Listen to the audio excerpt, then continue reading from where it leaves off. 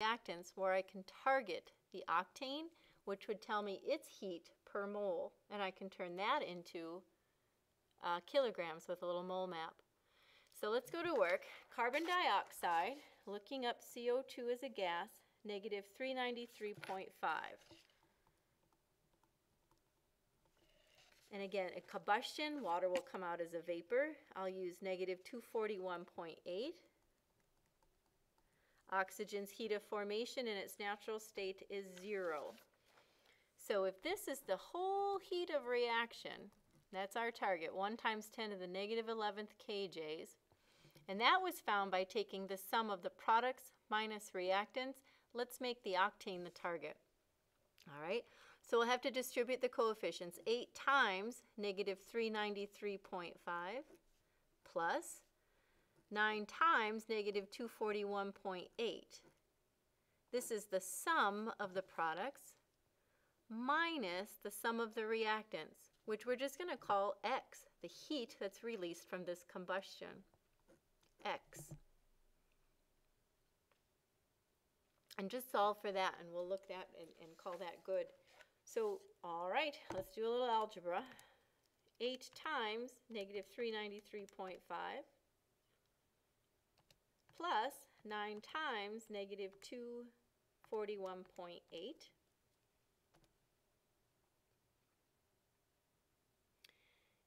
And here's what I have, and I'll just rewrite 1 times 10 to the 11th kJs equals negative 5324.2 minus X. Let's add to both sides to simplify.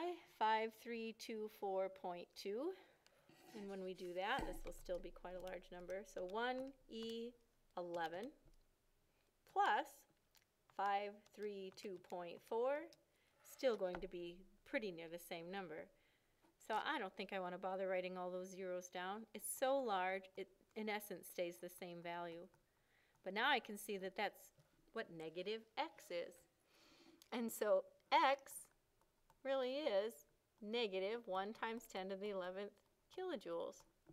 Now I've just verified that indeed that's the amount of heat that came out per mole of octane.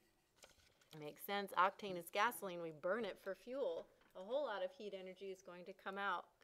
And if that's per mole, and that's what we let X stand for, if this was a 1, we just now calculated the energy per mole. I had that sense that that's what delta H was, but we just verified it mathematically. That the carbon dioxide and the water, even though it really is 5324.2, 5324.2, when I add that to such a large number, it in essence stays the same number. I mean, you could carry all those decimals and it really just wouldn't change the overall answer. We have a little mole map to work to do. Let's take 12 times 8 plus 18, finding the molar mass of octane, is 114. So 1 times 10 to the negative 11th kilojoules, and that's for every 1 mole. 1 mole would have a weight of 114 grams. Moles have canceled, and we're going to get a kJ per gram and telling us how many grams we'd have to burn. And it will not be a large number, and we'll just ask you to flip to a kJ. So 1E11, that's not negative, it's positive 11, divided by that number, and I'll just go times 1,000, and it's still quite a bit. 8.77 times 10 to the 11th kilograms of fuel would combust to produce such a large amount of heat energy.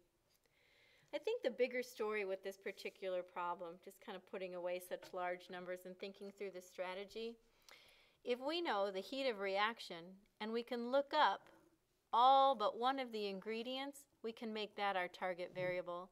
In essence, that's all we've really done. The story problem that probably wasn't the best because they chose such large numbers that the algebra kind of fell apart. Subtracting or adding such a tiny number to such a huge number really didn't change it significantly. But just thinking about the strategy, we knew the delta H of reaction. We looked up the sum of the products and called the target variable X the amount of joules of heat energy per mole of C8H18. Once we solved for the heat energy per mole, we just simply flipped it to find how many kilograms by using a mole map problem. Let's take a look at one more, practicing delta H for a decomposition. When the decomposition of calcium carbonate under standard condition occurs, we have the following set of data. Calculate delta H for the reaction. Well, this one's pretty straightforward. Mass, or the heat of reactants, CaCO3 is given.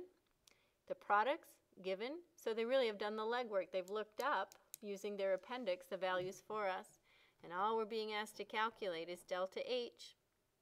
What that will come to is per mole. And we'll just have to find out for the mass of 10 grams.